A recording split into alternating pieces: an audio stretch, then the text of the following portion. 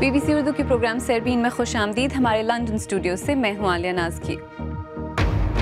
اقوام متحدہ کی وارننگ کہ اگر مناسب اقدامات نہ کیے گئے تو اس برس 30,000 تارکین وطن سمندر میں ڈوب کر ہلاک ہو سکتے ہیں. اتوار کو ہلاک ہونے والوں کی تعداد 700 سے تجاوز کر چکی ہے. چہارت رات سے خطرات میں گھرے کویٹے کی ہزارہ کمیونٹی کے بچے کس طرح خوف کا مقابلہ مارشل آرٹ سے کر رہے ہیں اور صوبے کے وزیر اعلیٰ کہتے ہیں کہ حالات بہتر ہوئے ہیں.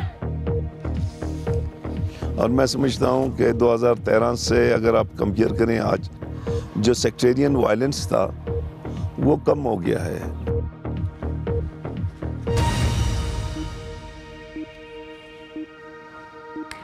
انٹرنیشنل آرگنائزیشن فار مائیگریشن نے کہا ہے کہ پچھلے برس کے مقابلے میں اس برس بحیرہ روم پار کر کے یورپ پہنچنے کی کوشش میں ہلاک ہونے والوں کی تعداد 30 گنا زیادہ ہے. ادارے کے ترجمان کے مطابق اس برس ہلاک ہونے والوں کی تعداد 1750 تک پہنچ چکی ہے. اقوام متحدہ نے خبردار کیا ہے کہ اگر یورپ نے تارکین وطن کی حفاظت کے لیے مناسب اقدامات نہیں کیے تو اس برس مرنے والوں کی تعداد 30,000 تک پہنچ سکتی ہے. 2 روز قبل بھی تارکین وطن سے لدی ہوئی ایک کشتی کے ڈوبنے سے 700 سے زیادہ افراد ہلاک ہو گئے تھے. کلائیو مائری کی رپورٹ پیش کر رہے ہیں زیاد ظفر. رات کے اندھیرے میں کوسٹ گارڈ کی ایک کشتی کنارے سے آ لگتی ہے. اس پر سوار انسان ایک غیر معمولی سفر طے کر کے یہاں پہنچے ہیں. تھکاوٹ سے نڈھال یہ مائیں اپنے بچوں کو سینے سے لگائی ہوئی ہیں. اس بچے کو ابھی احساس نہیں ہے کہ اس کی ماں کتنے خطرے پار کر کے اسے یہاں لائی ہے. سمندر کی وسعتوں کے پار ایک ایسا سفر جو اس جیسے ہزاروں بچوں اور بڑھوں کو زندہ نگل چکا ہے. شام سے آنے والے یہ تقریباً 100 تارکین وطن اب یورپی حدود میں محفوظ ہیں، لیکن دوسری کشتیوں میں ان کے ساتھ جو چلے تھے یار وہ شاید کبھی نہ ملیں. لاشوں کی تلاش کرنے والی کشتیوں کے یہ انفراریڈ مناظر ہیں. کل رات اس بے رحم سمندر میں کہیں نہ کہیں 700 جانیں ہمیشہ کے لیے کھو گئیں. اس حادثے میں صرف 28 لوگ بچ پائے. اب ان کے سامنے ان کے ساتھیوں کی لاشیں اٹھائی جا رہی ہیں. خواب کچھ اور تھے اور منزل کچھ اور. یورپی سرزمین کو چھونا ان لوگوں کے لیے ایک نئی زندگی کے آغاز کی علامت ہونی تھی، لیکن اب یہ پردیس کی مٹی ان کی آخری آرام گاہ بن کے رہ گئی ہے. سسلی کے شہر کتانیا کے میئر نے مجھے بتایا کہ وہ اپنے ملک کی محدود گشت کرنے کی پالیسی سے انتہائی شرمندہ ہیں. ان کا کہنا تھا کہ سسلی کے ساحلی علاقے قبرستانوں سے بھرے ہوئے ہیں جہاں سینکڑوں تارکین وطن دفن ہیں، لیکن سب سے بڑے قبرستان سسلی کی آبنائیں ہیں جہاں دسیوں ہزاروں لوگ موت کے منہ میں گئے ہیں. کچھ لوگوں کے نزدیک یہ یورپ کے لیے ایک سنگین لمحہ فکریہ ہے. اب دیکھنا ہوگا کہ یورپ کے قائدین اس مسئلے کا سامنا کیسے کرتے ہیں. کلائیو مائری کی رپورٹ. لیبیا سے بحیرہ روم کے راستے یورپ جانے کی کوششوں میں سینکڑوں تارکین وطن کے ڈوبنے کی خبروں نے دنیا بھر میں تشویش پیدا کر دی ہے. ہزاروں تارکین وطن اب بھی اپنی جانوں کو خطرے میں ڈال کر سمندر عبور کر کے یورپ پہنچنے کی کوششوں میں ہیں. BBC عربی سروس کے نمائندے فراز کیلانی نے لیبیا کے شہر زنتان سے یہ رپورٹ بھیجی ہے جو پیش کر رہے ہیں فراز ہاشمی. مغربی لیبیا میں یہ مناظر عام ہیں. سڑکوں کے کنارے درجنوں لوگ دہاڑی کے منتظر ہیں. وہ ہزاروں کلومیٹر کا سفر کر کے یہاں پہنچے ہیں. بہتر زندگی ہر ایک کا خواب ہے. ان لوگوں کی اکثریت بحیرہ روم عبور کر کے یورپ پہنچنا چاہتی ہے. جان 2 ماہ قبل زنتان پہنچے تھے. ابھی تک وہ کچھ زیادہ پس انداز نہیں کر پائے ہیں. ان کا کہنا ہے کہ ہو سکتا ہے کہ انہیں $1,000 جمع کرنے میں 2 سال لگ جائیں. میرے پاس کوئی کام نہیں ہے، جو کام مل جائے میں کر لیتا ہوں. زنتان کا شہر سمندر سے 100 کلومیٹر کے فاصلے پر واقع ہے. حکام کا کہنا ہے کہ انہیں مہاجرین کا ریکارڈ رکھنے میں دشواری پیش آ رہی ہے. اب تک انہیں کوئی مدد نہیں ملی ہے. حکومت کیسی حکومت؟ اگر یہاں حکومت ہوتی تو یہاں پر کوئی سمگلنگ نہ ہوتی اور کوئی غیر قانونی مزدور نہ ہوتے. لوگوں کے لیے حالات انتہائی دشوار ہیں. ان کی اکثریت اس طرح کے گوداموں میں رہتی ہے. انہیں خطرات کا اندازہ ہے، لیکن اپنی زندگی کے اس مشکل دور سے وہ نکلنا اور ایک نئی زندگی شروع کرنا چاہتے ہیں۔ جہاں جاؤ وہاں مشکل، اس لیے میں یورپ جانا چاہتا ہوں جہاں میں گزارا کر سکوں۔ وہاں جانے کا ایک ہی راستہ ہے اور وہ اس سمندر سے گزر کر جاتا ہے۔ مجھے علم ہے کہ سمندر عبور کرنا خطرے سے خالی نہیں، لیکن میں نے سب خدا پر چھوڑ دیا ہے۔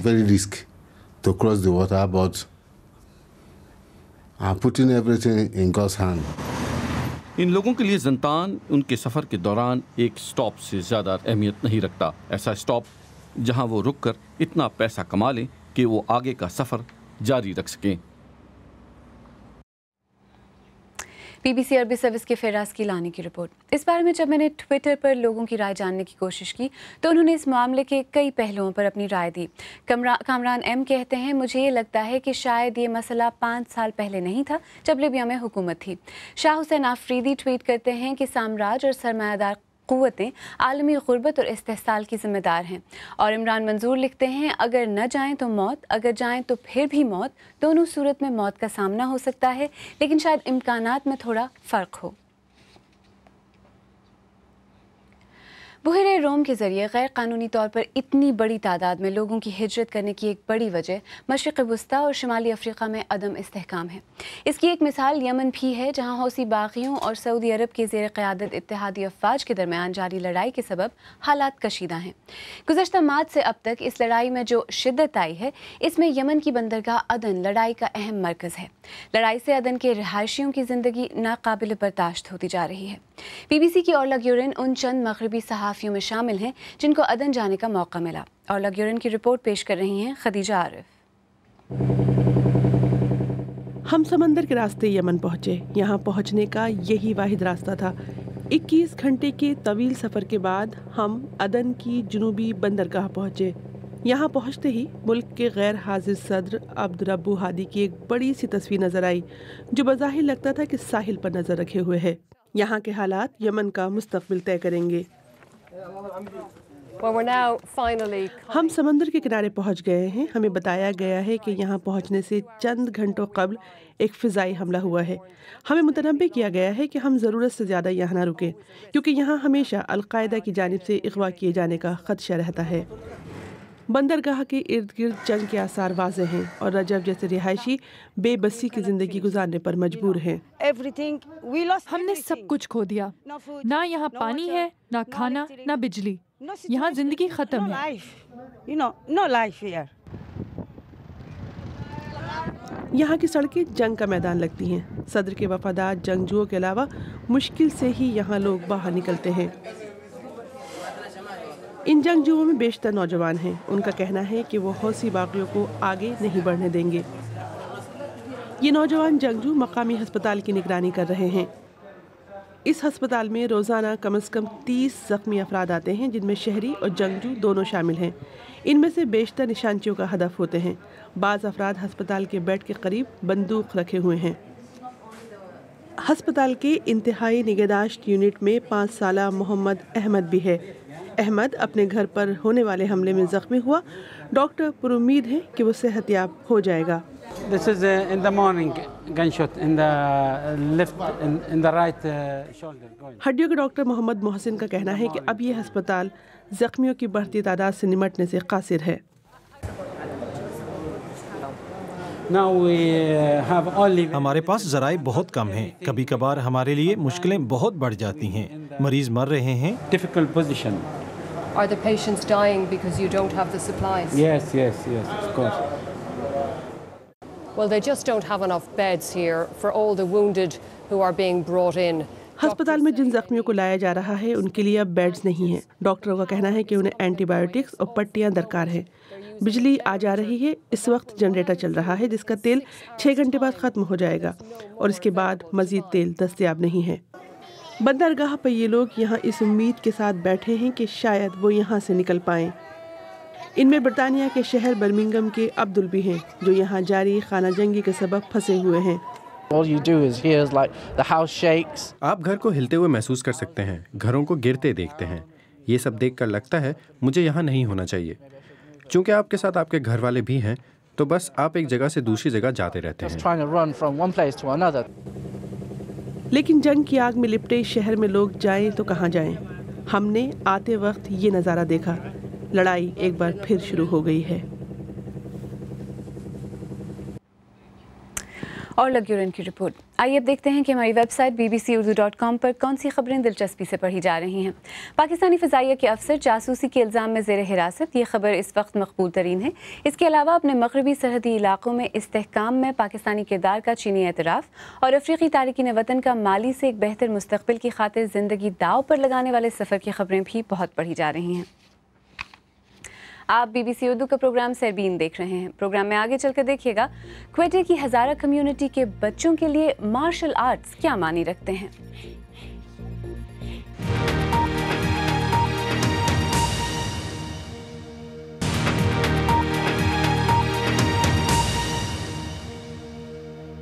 BBC उर्दू के प्रोग्राम सरबीन में एक बार फिर खुशामदीद। मैं हूँ आलिया नाज की। पाकिस्तान में शिया हज़ारा बिरादरी के नौजवान खौफ और घुटन के माहौल का मुकाबला मार्शल आर्ट्स और पार्कोर जैसे खेलों से कर रहे हैं। शिया हज़ारा कम्युनिटी गुज़श्ता कई बरसों से शिद्दत पसंदी के वाक़यात का निशाना बन रही है और इंसानी हुकूक की तंजीमों के मुताबिक 2 लाख से ज़्यादा हज़ारा अफराद नकल मकानी कर चुके हैं। ऐसे गैर मामूली हालात से इस बिरादरी की नई नस्ल को बचपन से ही समझौता करना पड़ता है। लेकिन अब ये बच्चे और नौजवान इस सूरत हाल का सामना कैसे कर रहे हैं, देखिए क्वेटे से सबा एतजाज़ की रिपोर्ट में। बचपन में खेलने कूदने से ज़्यादा हज़ारा कबीले के इन बच्चों को मुश्किल हालात से मुकाबला करना पड़ता है। यही वजह है कि हज़ारा टाउन के इस मार्शल आर्ट्स एकेडमी में लड़के और लड़कियां मार्शल आर्ट्स का फ़न सीखकर खुद को ज़हनी और जिस्मानी तौर पर मजबूत करते हैं। मुश्किलात और कम वसाइल के बावजूद यहाँ से कई बच्चे नेशनल और इंटरनेशनल लेवल पर पाकिस्तान की पहचान बनते हैं, लेकिन उससे ज़्यादा ये मायूसी से लड़ने का ज़रिया भी है। यहाँ हमारे कम्युनिटी में हर बच्चे को इधर भेजता है सेल्फ डिफेंस के लिए, मुश्किल हालात के लिए, इसको मुकाबला करने के लिए इसको भेजता है कि आप कराटे सीखो या आप लोगों के अच्छे आप आगे जा सकते हैं, मुकाबला कर सकते हैं। 14 साल सुमेरा भी यहाँ गम और गुस्से से निपटने की कोशिश में है। 2 साल कबल इनके वालिद को घर के करीब से अगवा कर लिया गया। इनके मुताबिक किसी हुकूमती इदारे ने इनकी मदद नहीं की। तन्हाई का एहसास डिप्रेशन की तरफ धकेलता है, लेकिन सुमेरा अपने बहन भाइयों और माँ की खातिर खुद को मुस्तहकम करना चाहती हैं। किसी ने भी हमारी मदद नहीं, मुझे बहुत गुस्सा आता है कि हम भी हज़ारे हैं और दूसरे लोग भी हज़ारे हैं, हमारी क्यों मदद नहीं करें। मैं कराटे इसलिए जा रहा हूँ कि मैं दुनिया को दिखाऊँ कि हम लड़कियाँ वीक नहीं हैं, हम भी स्ट्रॉन्ग हैं, हम भी कुछ कर सकती हैं। माहिरीन के मुताबिक नई नस्ल शदीद जहनी दबाव का शिकार है। बज़ाहिर इनकी सिक्योरिटी के लिए इनको मखसूस इलाकों में महदूद कर दिया गया है, लेकिन इन इक़दामात से ये खुद को महसूस करते हैं। हज़ारा कबीले के लोग जो कि क्वेटा के 2 कैंप नुमा हिस्सों में महदूद होकर रह गए हैं। जैसे कि आप देख सकते हैं, एक तरफ पहाड़, दूसरी तरफ क्वेटा शहर, जिसकी रोज़मर्रा की ज़िंदगी में हिस्सा लेने से ये लोग कासिर हैं। इज्तिमाई घुटन का एहसास बढ़ता ही जा रहा है, लेकिन यहाँ के नौजवानों ने उस एहसास में अपनी शनाख्त को खोने नहीं दिया, बल्कि अपने आज़ादी इजहार का हक एक अनोखे अंदाज में इस्तेमाल किया है। हज़ारा पार्कोर बॉयज़ जो कि दुनिया के सामने खुद की मुतासरीन की तरह अक्कासी नहीं चाहते, मार्शल आर्ट्स एकेडमी से ही ट्रेन शुदा ये बच्चे अपने मार्शल आर्ट्स के मुजाहिरों से सोशल मीडिया पर लोगों को दंग कर रहे हैं। पार्कोर एक ऐसा टैलेंट जो कि पूरी दुनिया में सराहा जाता है, लेकिन इनको मुकामी सतह पर ना ही कोई हौसला अफजाई मिली और ना ही कोई प्लेटफॉर्म। हम बिलफर्ज 2 एरिया में बहैसियत कैंप महदूद है, तो हम इसी एरिया में रहकर पाकिस्तान का नाम दुनिया भर में रोशन कर सकते हैं। ये पुरुमीद नौजवान अपने माहौल की हदों और मजबूरियों के बावजूद आसमान की बुलंदियों को छूने की ख्वाहिश रखते हैं। सबा एतजाज़, BBC न्यूज़, क्वेटा।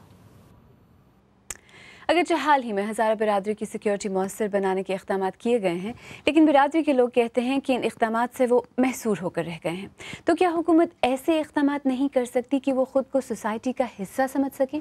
यही सवाल हमारी नामानिगार सबा एतजाज़ ने वज़ीर आला बलोचिस्तान डॉक्टर अब्दुल मालिक बलोच के सामने रखा। देखें ना, हुकूमत की तो बुनियादी ज़िम्मेदारी है कि वो लाइन ऑर्डर को संभालें, और मैं समझता हूँ कि 2013 से अगर आप कंपेयर करें, आज जो सेक्टेरियन वायलेंस था वो कम हो गया है, लेकिन वेव्स आते रहते हैं। हम नहीं कह सकते हैं क्योंकि हम कन्फ्लिक्ट जोन में हैं, कन्फ्लिक्ट जोन में कुछ भी हो सकता है, बट हमने अपनी सिक्योरिटी जो अदारे हैं उनको काफ़ी इफ़ेक्टिव बनाया। बाकी देखिए ना, आइसोलेशन में तो वो अपने आप को खुद निकाल सकते हैं ना, लेकिन जिस ज़माने में हमारी, तो मैंने हर वक्त कहा है भी इनसे कि आप क्यों अपने आप को आइसोलेशन में आप ले जाते हैं। तो अभी हालात ख़राब हुए, इससे पहले भी वही सूरत हाल थी ना। लेकिन क्या इस तरह से उन्हें अपने इलाकों में महदूद रखना और स्पेशल सिक्योरिटी रूट्स बनाना एक लॉन्ग टर्म सोल्यूशन होगा? हमने कोई उनको आइसोलेशन में नहीं ले गए हैं। अब बलोच पॉपुलेशन, पश्तून पॉपुलेशन, यहाँ दूसरे जो पंजाबी पॉपुलेशन है वो मिक्स है। अब सरियाब में जाओगे, सरियाब में आपको बलोच भी मिलेगा, पश्तून भी मिलेगा, ठीक है ना। ये तो उस फ़र्द की अपनी चॉइस है कि वो कहाँ रहना चाहता है, ठीक है। सिक्योरिटी सिचुएशन जब डेवलप होती है उसमें थोड़ा बहुत मुश्किलात होती हैं, लेकिन ये जो सूरत हाल है ये इससे पहले भी यही था। मैं समझता हूँ कि जितना वो एक दूसरे जो है ना क्वेटे में मर्ज होंगे, शादियाँ होंगी आपस में, एक दूसरे के इलाकों में जाएंगे, तो मतलब आज अगर आप देखेंगे बलूच और पश्तून फैमिलीज़ में काफ़ी इंटर मैरिजेस हो रहे हैं। तो मैं समझता हूँ कि ये वो खैर ये अभी सिक्योरिटी सिचुएशन ठीक नहीं है, लेकिन अल्टीमेटली उनको खुद अपने आप को आइसोलेशन से निकालना पड़ेगा। ठीक है, आप चॉइस की बात करते हैं, लेकिन मतलब इसको भी डिनाई नहीं किया जा सकता कि वो एक हद तक मार्जिनलाइज्ड कम्युनिटी है फिलहाल। यस, लेकिन ह्यूमन राइट्स ऑर्गेनाइजेशंस के मुताबिक जो हज़ारा कबीला जो है मुआशी तौर पर काफ़ी बदहाली का शिकार है। हमने खुद भी बात करके देखी, जो नौजवान नस्ल है वो काफ़ी फ्रस्ट्रेशन का शिकार है, एक सेंस ऑफ एंट्रैपमेंट है। तो क्या आपकी हुकूमत ने कोई सोशल डेवलपमेंट पर भी तवज्जो दी है इस हवाले से इन इलाकों में? देखें ना, जो जहाँ कहीं क्वेटे की अपलिफ्ट की बात है, क्वेटे की डेवलपमेंट की बात है, तो मैं समझता हूँ कि हमारी कोशिश है कि हम तमाम बलूचिस्तान को डेवलप कर लें और क्वेटे को खुसूसन। लेकिन अगर क्वेटे की आप एरियाओं में जाओगे ना, तो मरी आबाद जो है ना मोर डेवलप देन सरियाब देन पश्तूनाबाद। तो आज भी हमारी जो भी दोस्त हैं, जितना हम इक्वली प्रोजेक्ट दे रहे हैं बाकियों को, उनके MPS को भी हम दे रहे हैं, और जो लोग मेरे पास आते हैं उनको भी मैं ऑन बोर्ड करने की कोशिश करता हूँ। वज़ीर आला बलूचिस्तान डॉक्टर अब्दुल मालिक बलोच से सबा एतजाज़ बात कर रही थी। अगर आप चाहें तो मुझसे और हमारी टीम के दीगर साथियों से ट्विटर पर भी रब्ता कर सकते हैं। मेरा ट्विटर हैंडल है @आलियानाज़की। इसके साथ ही सरबीन इख्तिताम को पहुंचा। प्रोग्राम में पेश होने वाले मौज़ूआत पर अगर आप अपने ख़यालात का इज़हार करना चाहें तो फेसबुक और ट्विटर पर हमारे सफ़े हाजिर हैं।